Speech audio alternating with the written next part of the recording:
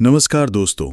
आज हम आपके लिए लेकर आए हैं विभिन्न महान लेखकों की ऐसी अद्भुत कहानियां जिन्हें सुनते सुनते आपकी पलकों पर नींद की मीठी थपकियां पड़ने लगें, मन को सुकून और आत्मा को शांति का एहसास हो। धीरे धीरे हर शब्द आपको एक गहरी सुखद नींद की ओर ले जाएगा। तो आइए बिना देर किए शुरू करते हैं कहानी।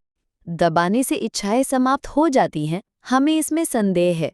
संभव है कुछ मामलों में ऐसा होता हो, लेकिन प्रायः सहनशीलता बंद हवा की तरह आंधी की पूर्व पीठिका हुआ करती है। पार्वती को अपने पति के साथ रहते हुए 5 साल से ज्यादा हो गए, लेकिन उसने कभी उनसे कोई फरमाइश नहीं की।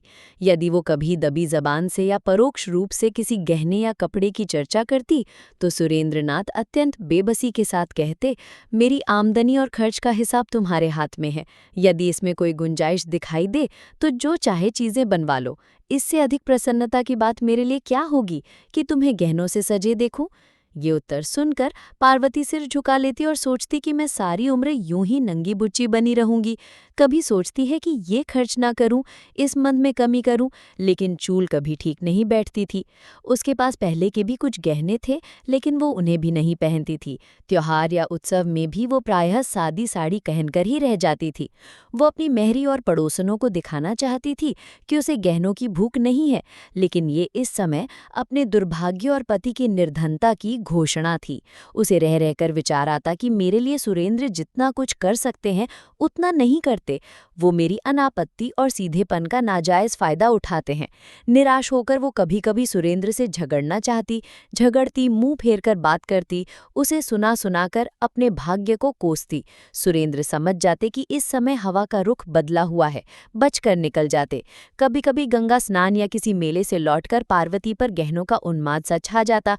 वो संकल्प करती कि एक बार मन की निकाल ही लूं, जो 200-400 रुपए बचे हुए हैं उनकी कोई चीज बनवा लूं, कल की चिंता में कहाँ तक मरूं।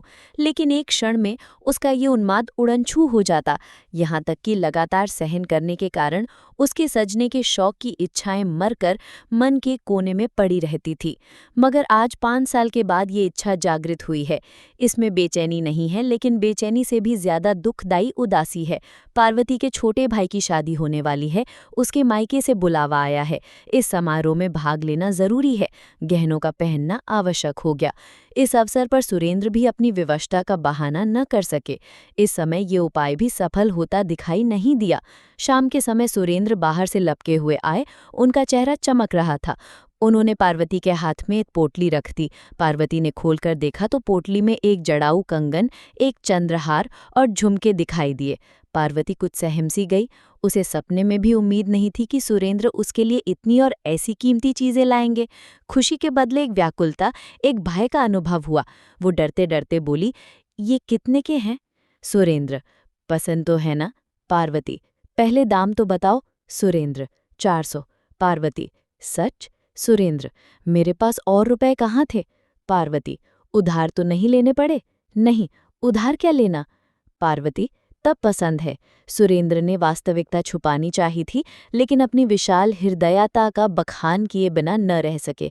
सोचा कि इन्हें क्या पता चलेगा कि इनके लिए इस समय कितने बोझ के नीचे दबा जा रहा हूँ।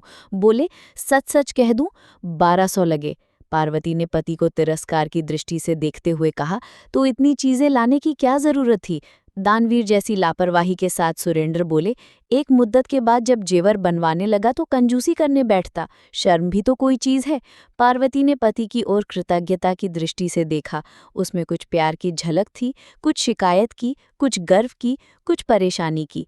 उसने और अधिक प्रश्न न किए कि कहीं कोई ऐसी बात कानों में न पड़ जाए जिससे इन गहनों को वापस कर देना ही जरूरी हो जाए। जिस व्यक्ति के हलक में प्यास से कांटे पड़े हुए हों, वो ये नहीं पूछता कि बर्तन कैसा है और पानी किसने भरा है। 1 हफ्ते तक पार्वती एक दूसरी ही दुनिया में रही। उसके अंदाज में एक शान, बातों में अभिमान और चेहरे से अमीरी झलकती थी। कितने ही ऐसे काम जिन्हें वो पहले निस्संकोच कर लिया करती थी, अब उसे दूभर लगने लगे। यहाँ तक कि अपनी नन्ही बच्ची तारा को गोद में लेते हुए भी उसे अपने कपड़े मैले होने की आशंका होने लगती। लेकिन वह स्वयं अपने व्यवहार में आए इस परिवर्तन से अनजान थी। 7वें दिन उसका भाई आया और पार्वती मायके चली। उसने सुरेंद्र से हर तीसरे दिन पत्र भेजने का आश्वासन लिया। उनके सामने खड़ी घंटों रोती रही। ऐसा मालूम होता था कि बिछुड़ने के दुख से उसका कलेजा फटा जा रहा है, लेकिन घर से निकलते ही दिखावे की इच्छा उसके मन पर छा गई। वो गाड़ी के एक जनाने डिब्बे में आकर बैठी, जिसमें अधिकांश महिलाएं निम्न वर्ग की थीं। उन्होंने पार्वती को आतंकित दृष्टि से देखा और इधर-उधर सिमट गईं। पार्वती खिड़की के सामने जाकर ऐसे बैठी मानो इतनी आवभगत उसका जन्मसिद्ध अधिकार हो। उसे गाड़ी में भले खानदान की केवल एक ही महिला दिखाई दी। उसका चेहरा गंभीर था। वो एक साफ साड़ी पहने हुए थी, पैरों में सलीपर थे, हाथों में चूड़ियां, लेकिन शरीर पर गहने के नाम पर एक तार तक न था। वो निम्न वर्ग की कई महिलाओं के बीच हाथ पांव सिकोड़े बैठी थी। मन ही मन पार्वती ने कहा, निस्संदेह सुंदर महिला है, लेकिन सम्मान कहाँ? कोई बात भी तो नहीं पूछता, एक कोने में दबी बैठी है। शरीर पर 4 गहने होते तो यही सब ओछी महिलाएं इसका सम्मान करती। नीचे फर्श पर पार्वती के निकट ही एक गरीब महिला बैठी हुई थी। उसकी गोद में एक बच्चा था जो रह रहकर इतने जोर से खांसता और चीख मारता कि पार्वती मन ही मन झुंझलाकर रह जाती। जब उसे रहा न गया तो उसने उस महिला से कहा, तुम दूसरी पटरी पर जा बैठो, इस लड़के के खांसने से मुझे नींद नहीं आ रही है। गरीब महिला ने पार्वती की ओर आश्चर्य से देखा और धीरे से सरक गई। रात आधी से अधिक बीत गई थी। खिड़कियों से ठंडी हवा आ रही थी। गरीब महिला ने खिड़कियां बंद करनी चाहीं तो पार्वती ने आधीशात्मक स्वर में कहा, नहीं रहने दो, मुझे गर्मी लग रही है। धीरे धीरे बच्चे की खांसी बढ़ने लगी। कुछ देर तक तो वो चिल्लाता रहा, फिर उसका गला पड़ गया। उसने दूध पीना छोड़ दिया। सामने बैठी सीधी साधी महिला कुछ देर तक तो बच्चे को देखती रही, फिर उसने उस गरीब महिला के पास आकर बच्चे को गोद में ले लिया। बच्चे की हालत खराब थी। सीने पर बलगम जमा हुआ था, लगता था कि निमोनिया की शुरुआत है। उसने फौरन अपना बक्सा खोलकर उसमें से एक दवा निकाली और हवा से बचाकर बच्चे के सीने पर हल्के हाथ से मलने लगी। फिर दूसरी शीशी से एक चम्मच दवा बच्चे को पिलाई। गाड़ी की सब महिलाएं आकर बच्चे के निकट खड़ी हो गईं। निरंतर 1 घंटा तेल मालिश करने के बाद उस भली महिला ने अपने बक्से से एक फलालेन का टुकड़ा निकालकर बच्चे के सीने पर बांध दिया। बच्चा सो गया। वो रात के 3 बजे तक बच्चे को गोद में लिए 1-1 घंटे पर दवा पिलाती रही। बच्चे ने दूध पीना शुरू किया, उसके गले की घरघराहट रुक गई और वो मौत के फंदे से निकल आया। बच्चे की माँ अपनी उपकारिणी के पांवों पर गिर पड़ी और रो रोकर उसे धन्यवाद देने लगी। इलाहाबाद में पार्वती और वो सीधी साधी महिला दोनों उतरी। पार्वती का भाई आकर कुलियों को पुकारने लगा। जब कोई कुली ना आया तो पार्वती को ही अपने संदूक बिस्तर आदि उतार उतार कर भाई को देने पड़े। उसकी रेशमी जाकट चिरक गई। उधर उस गंभीर सीधी साधी महिला ने जैसे ही अपना बिस्तर उठाया तो लपक कर एक महिला ने उसके हाथों से बिस्तर ले लिया, दूसरी ने उसका संदूक उतार लिया, तीसरी ने उसका दवाओं का बक्स उठाया और कई महिलाएं उसे धर्मशाला तक पहुंचाने आईं। बीमार बच्चे की मां बार बार उसके आगे हाथ जोड़ती और पैरों पर गिरती। दूसरी महिलाएं भी उससे गले मिली। ऐसा लगता था मानो वो अपने किसी आत्मीयों से बिछुड़ रही हूं। लेकिन किसी ने पार्वती की बात भी न पूछी। उसके जाने से सब महिलाओं को सच्ची खुशी हुई, मानो सर से एक बला ही टल गई। अब तो उन्हें जरा कमर सीधी करने की जगह तो मिलेगी। बीमार बच्चे की मां ने तो उसे घृणा की दृष्टि से देखा और मन ही मन उसे जी भरकर कोसा। पार्वती ने मन में कहा, इस सीधी सादी औरत ने तो अच्छा ही रंग जमा लिया। सभी महिलाएं अनुचरी बन गई, मानो कोई मंतर ही फूंक दिया हो। गवारों के बीच तो ऐसा हो सकता है, परंतु किसी भले घर में इसे कौन घास डालेगा। पार्वती का मायका शहर से सटी एक ऐसी बस्ती में था जिसे न शहर कह सकते थे न देहात।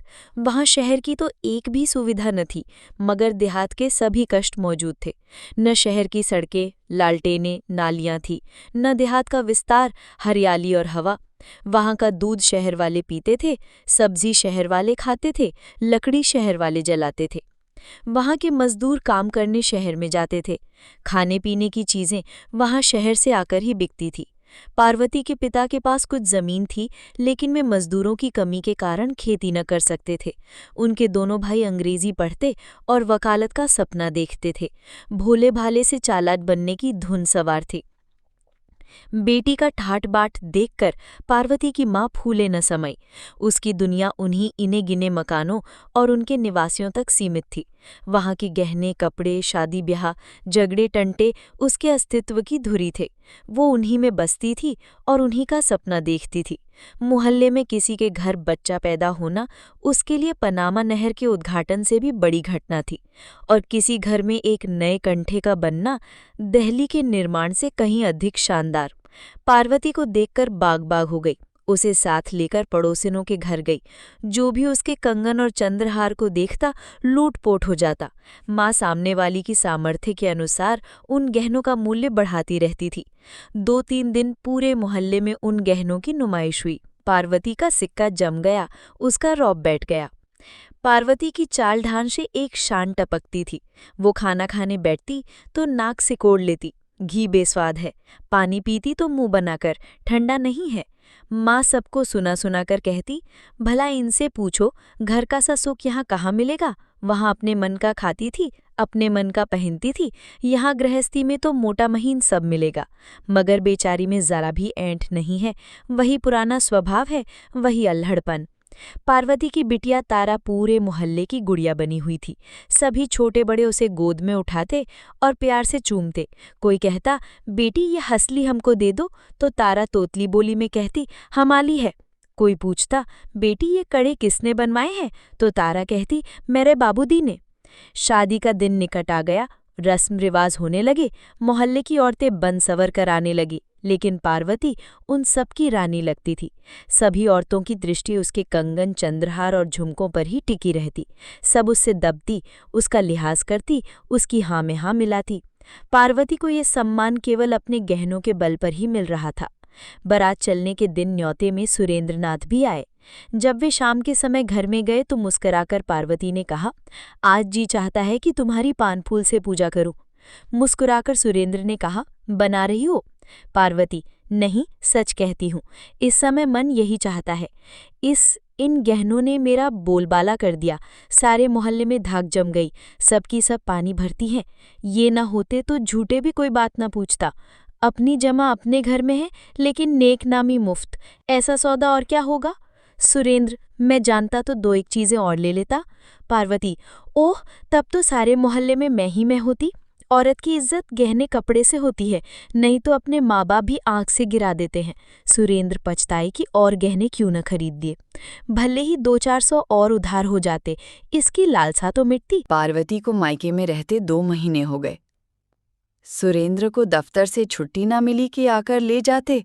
शादी का सब काम पूरा हुआ, मेहमान विदा हो गए, सन्नाटा छा गया। धीरे धीरे पड़ोसिनों का आना जाना भी बंद हुआ। पार्वती के गहनों के 4 दिन के साम्राज्य का अंत हो गया। वही गहने थे, वही कपड़े, मगर अब उन्हें देखने में क्या आनंद आता। अब पूरे पूरे दिन पार्वती अकेली बैठी रहती। कभी कोई औरत मिलने आ भी जाती तो बस 2-4 बातें करके ही अपनी राह लेती। किसी को भी अपने घर के कामकाज से फुर्सत न थी।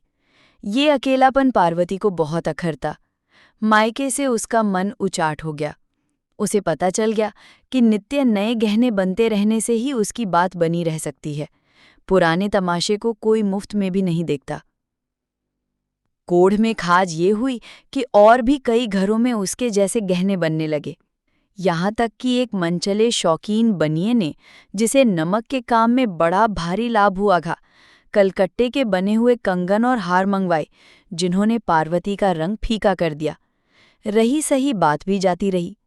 रेत की दीवार भर भराकर ढह गिरी।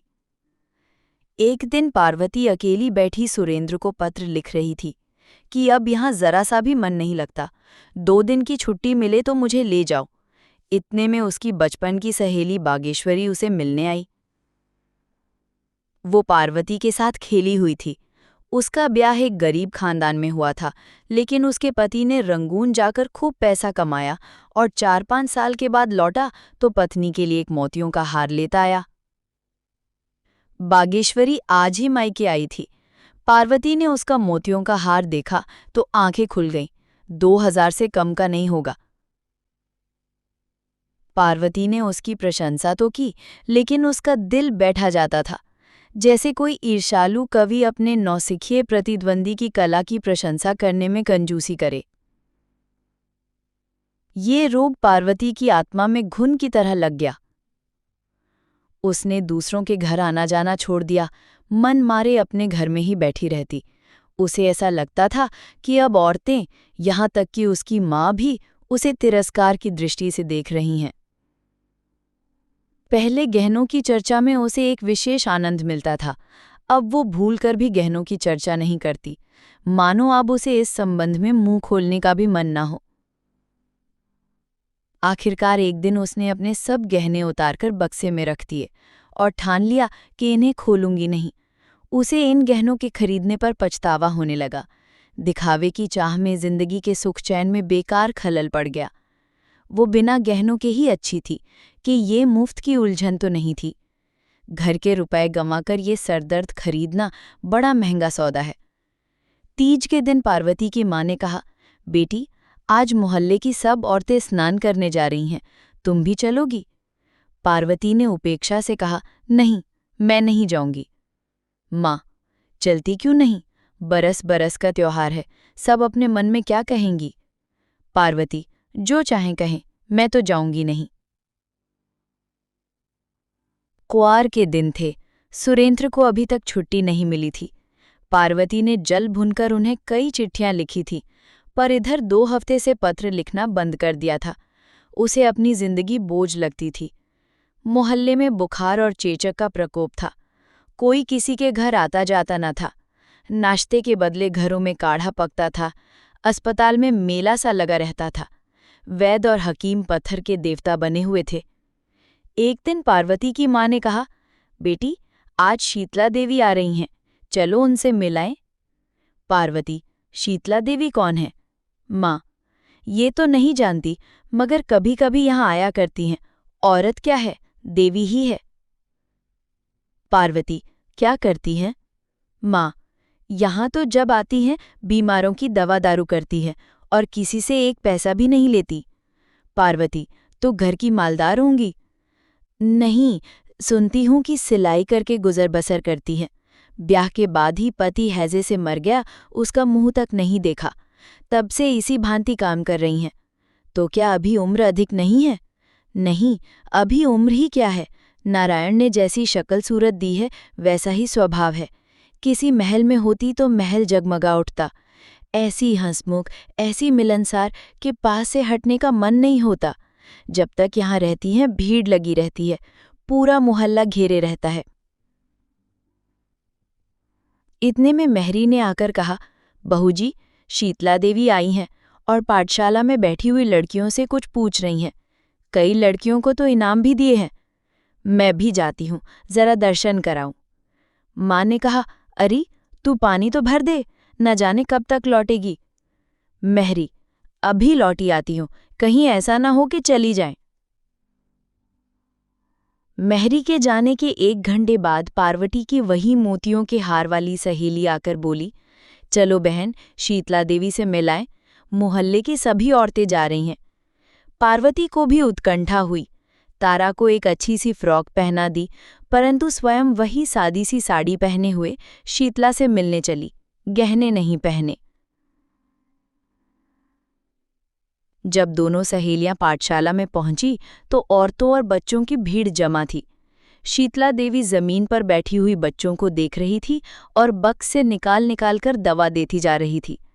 मानो पेड़ों की छांव में एक उजला कुंड था, वैसा ही मौन, गंभीर, शांतिमय और सुंदर। शीतला की आंखों से एक चित्ताकर्षक पवित्रता झलक रही थी। पार्वती ने उसे पहचान लिया। ये वही सीधी साधी महिला थी जिसे उसने गाड़ी में देखा था। पार्वती ने देखा कि इस औरत के सामने मैं कैसी निकृष्ट हूँ, और कुछ मैं ही नहीं, मोहल्ले की वे सभी औरतें जो गहनों से गौंडनी की भांति सजी हुई हैं, इस औरत के सामने सेविकाओं की भांति खड़ी हैं। यदि ये सभी अपने को सोने से मंडवा लें तो भी क्या इनका ऐसा सम्मान हो सकता है? इससे बात करके कौन निहाल नहीं हो जाता? और जो बीमार हैं वे तो मानो बिना दाम के ही गुलाम हैं। सचमुच इसी का नाम सम्मान है। ये क्या कि 4 औरतें आवें और आंखें मटका मटका कर हमारे गहनों का बखान करने लगें। मानो हमारा शरीर नहीं बल्कि गहनों की नुमाइश का मैदान ही हो। आज से 1 महीने पहले शायद इस प्रकार के विचार पार्वती के मन में न उभरते, लेकिन आजकल गहनों से उसका मन फिरा हुआ था। सामान्य रूप से दार्शनिक विचारों के मूल में निराशा और उदासी ही होती है। पार्वती चित्रलिखित सी खड़ी शीतला देवी का तौर तरीका, बात करने का ढंग और आत्मीयतापूर्ण व्यवहार ध्यान से देखती रही। वो सोचती थी कि ये औरत कितनी सुंदर है, लेकिन इसके साथ ही इच्छाओं से कितनी मुक्त। मैं सम्मान की भूखी हूँ, लेकिन मैं जिसे सम्मान समझती थी वो वास्तव से कितना दूर है। मैं अभी तक छाया के पीछे ही भाग रही थी, आज उसका वास्तविक रूप दिखाई दिया है। जब शाम ढल गई तो भीड़ छटी तो शीतला देवी की दृष्टि पार्वती पर पड़ी। वो उसे तत्काल पहचान कर बोली, बहन, तुम्हें तो मैंने रेलगाड़ी में देखा था। पार्वती ने कहा, हाँ, उस दिन मैं यहाँ आ रही थी। शीतला देवी ने पार्वती को सर से पांव तक देखा और फिर उसकी सहेली बागेश्वरी की ओर प्रश्नवाचक दृष्टि से देखा। मुस्कुराकर बागेश्वरी ने कहा, कुछ दिनों से गहने नहीं पहनती। शीतला, क्या गहनों से नाराज हैं? बागेश्वरी, इनका मन ही जाने। पार्वती, आप भी तो नहीं पहनती। शीतला, मुझे मयस्सर ही कहा, मैं तो भिखारिन हूँ, बहनों की सेवा करती हूँ और पुण्य के मार्ग में वे जो कुछ दे देती हैं उसी से अपना पेट पालती हूँ। पार्वती, मुझे भी अपनी जैसी भिखारिन बना दीजिए। शीतला देवी हंसकर उठ खड़ी हुई और बोली, भीख मांगने से भीख देना बहुत अच्छा है।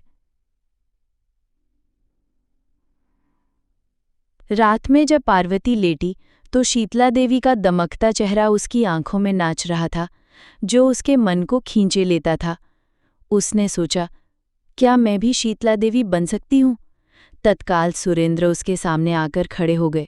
तारा रो रो कर उसकी गोद में आने के लिए मचलने लगी। जीवन की इच्छाओं की एक बाढ़ ही उठ खड़ी होकर टक्कर मारने लगी। नहीं, शीतला देवी बनना मेरे वश में नहीं है, लेकिन मैं एक बात कर सकती हूँ और वो अवश्य करूँगी। 1 सप्ताह में पार्वती अपनी ससुराल आ पहुंची।